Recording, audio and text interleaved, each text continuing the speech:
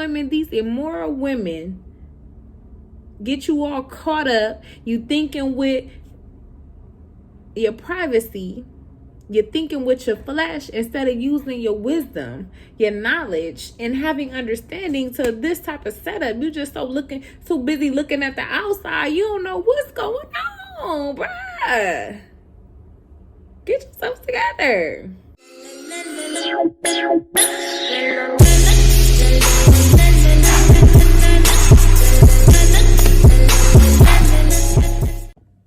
Hey now, what's up? It is Friday. Ooh, it's not Friday. I'm so ready for Friday. Today is Thursday and we are on day 9 of the Proverbs 31 day challenge. Honey, whew. I hope y'all having a wonderful, great week. Y'all see me. I'm back. I'm better. Ladies, if you don't get your hair done, if you don't keep up with yourself, if you don't do the best to make your best, to make you feel your best, then you slacking. This is called self-care. This is called self-care right here. Make sure your lips is moisturized. Make sure your skin is hydrated. And make sure your hair is glowing and growing and glowing and growing, honey. Like, make sure you take your liquid multivitamins, okay? If you need some. Liquid multivitamins is the best. And as you can see, you know why. Anyway, let's get into Proverbs chapter 9. We on day 9. Congratulations to you. You are consistent. Keep going. Share with me what you've learned, because so far, I've learned a lot. But most importantly, wisdom, understanding, and stay away from immoral women. Don't be an immoral woman, okay? Don't be that. I'm learning also in reading Proverbs how a woman should act, but then also, just character. Like I said, I'm working on my character as a woman, as a person, and I want to be the best person I can be for every role and position that I have, whether it be, a partner, a wife, and when I say partner, I mean like any type of partner, like a business partner, a relationship partner, like a sister, a daughter, a granddaughter, like a friend. Like, I want to be the best of that position. So I'm learning a lot, and it's very very informative. So let's get into chapter 9. Wisdom again. I am reading from the New Living Translation, and if I don't understand or I feel like I need a comparison, I compare with the New King James Version. So chapter 9, Proverbs 9 of the 31 day Proverbs challenge. Wisdom has built her house. She has carved its 7 columns. She has prepared a great banquet, mixed with the wines, and set the table. She has sent her servants to invite everyone to come. She calls out from the heights overlooking the city. Come in with me, she urges the simple. To those who lack good judgment, she says, come eat my food and drink the wine I have mixed. Leave your simple ways behind and begin to live. Learn to use good judgment. Anyone who rebukes a mocker will get an insult in return. Anyone who corrects the wicked will get hurt. So don't bother correcting mockers. They will only hate you. But correct the wise and they will love you. Instruct the wise and they will be even wiser. Teach the righteous and they will learn even more. Okay, let me go back. Anyone who rebukes a mocker will get an insult in return. Anyone who corrects the wicked will get hurt. And you know what this is saying to me when I read it? What I'm comprehending by it is you can't help anybody who don't want to be helped. So you trying to help someone who is not ready to be helped, you're only going to be hurt in return, because they've already expressed, shown, what have you, that they're not accepting to the correction anyway. Because then it goes into, but correct the wise and they will love you. A wise person who understands wisdom, who accepts wisdom, they will be even wiser.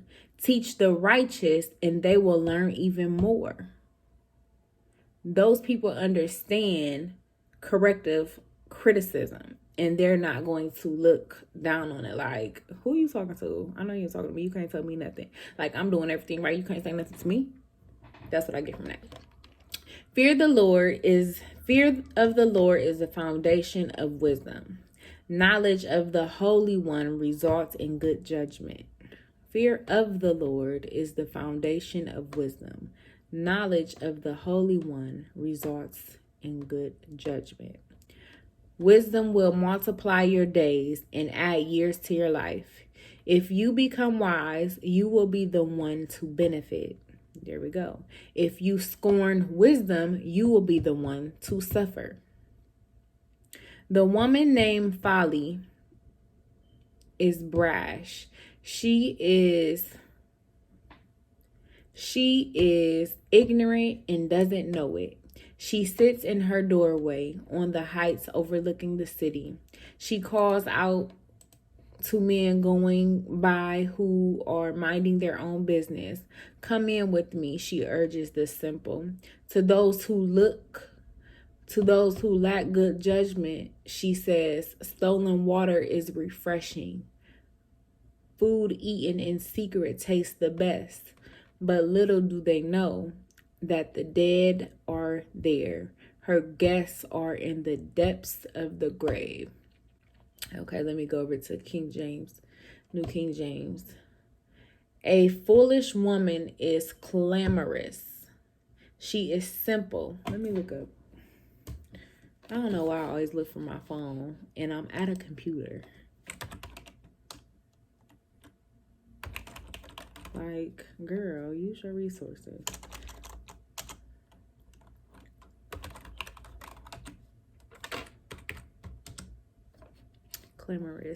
Clamorous, making a loud or confused noise, expressing or characterized by vehement protest or demands.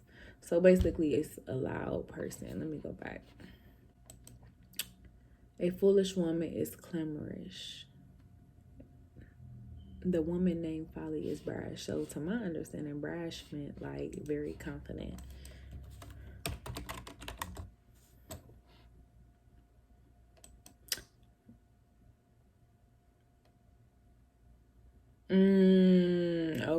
Okay. Self-assertive in a rude, noisy, or overbearing way. Oh, okay, I see.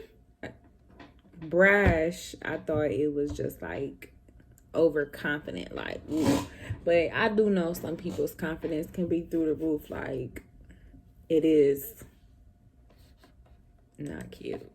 The woman named Folly is brash. She is simple and knows nothing. She is ignorant and doesn't know it. She sits in her doorway on the heights overlooking the city. She calls out to men going by who are minding their own business. For she sits at the door of her house on a seat by the highest places of the city to call to those who pass by, who go straight on their way. Whoever is simple, let him turn in here. Whoever is simple, let him turn in here. So another thing,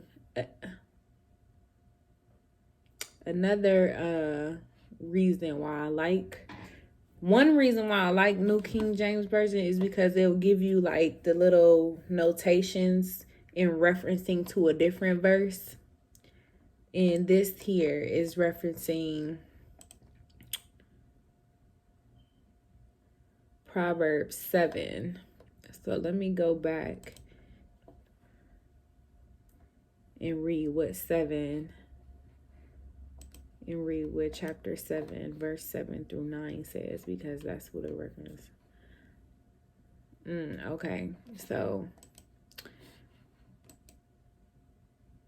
it says, whoever is simple, let him turn in here. And as for him who lacks understanding, she says to him, stolen water is sweet, and bread eaten in secret is pleasant. But he doesn't know that the dead are there, that her guests are in the depths of hell. So right when it goes into that verse, whoever is simple, let him turn in here. It references Proverbs 7, in Proverbs chapter 7, 7 through 8. I saw some naive young men, and one in particular who lacked common sense. He was crossing the street near the house of an immoral woman, strolling down by her house. Immoral, okay. See, I feel so great and accomplished when I read stuff and I'm like, oh my gosh, it's all here. Like, thank you, Jesus. Thank you, Lord, for giving me this understanding. But absolutely. And then you read it again and you're like, oh my gosh, okay. So starting at verse 13 in chapter 9. The woman named Folly is brash. And then like once I learned the definition and like understand it, because you know how you know what it means, but you really don't use the word that much. So you like, I start in my mind, I'm like, brash, okay, self-assertive, rude, loud, noisy. Like I start to say the definition and try to picture it in my head, okay. The woman named Folly is rude, loud, noisy, but overly confident. She's ignorant and don't even know it. So you know how you meet somebody and be like, you're very confident in that negative, rude, just nobody can't tell you nothing space, and you just dumb. She sits in her doorway on the heights overlooking the city. So she in her window. I'm picturing this like some penthouse stuff. It ain't no penthouse, but you know, like some story stuff where she can overlook to see, looking down, who's walking by, and she can tell. Sniff, smell, she can tell.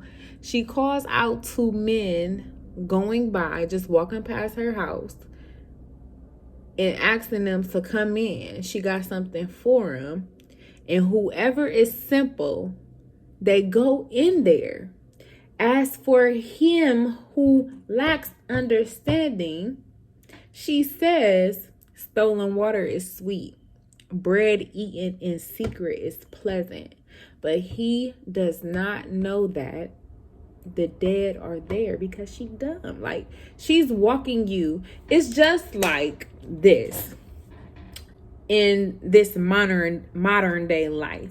Men meet people and they're so ignorant, they're so thirsty, we be saying, to go over this woman's house. You know nothing about her, and you go over there just being thirsty. You walk up in there, she luring you in, doing everything to get you in. Oh, baby, that sweet talking, woo, boom, you robbed.